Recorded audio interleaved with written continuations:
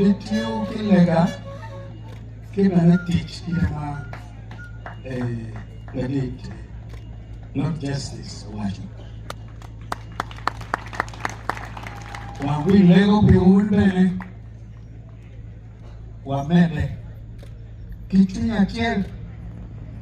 kikewa chiel kimiri melaro Acholi kawalaro Acholi wabilaro bene Uganda kawalaro Acholi wabilaro bene Afrika kawalaro Acholi wabilaro Wilongo Kolo kaka padano afoyo anegu gum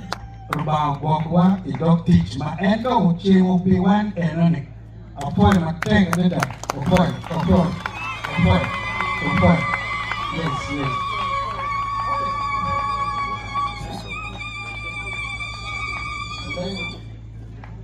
okay tamu wa adon maro chuna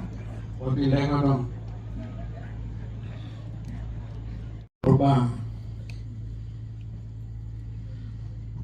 teach melaro kakapot Acholi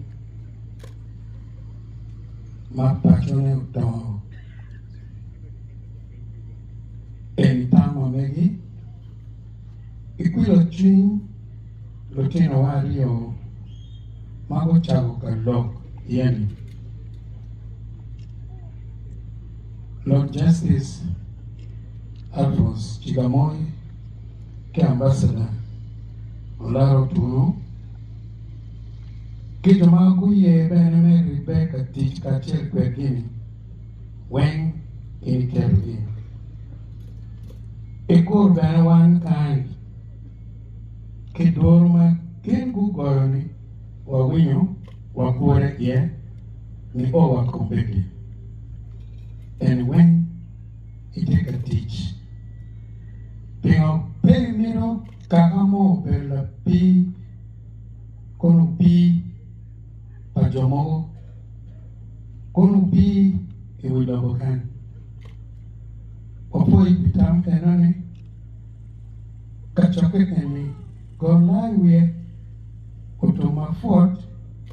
inge bene gima wan wachiwo wakero giwen itich melaro kaka Acholi me wako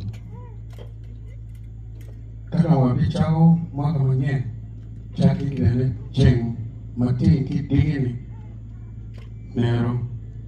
ikedo tam enani chwinywa mero ben mate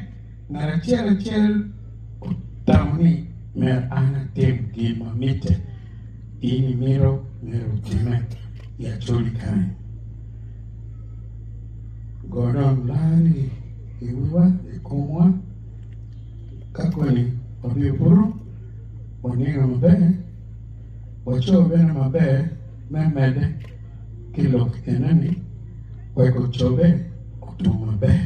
mabikelo deyo bori kibene don kilare bort Acholi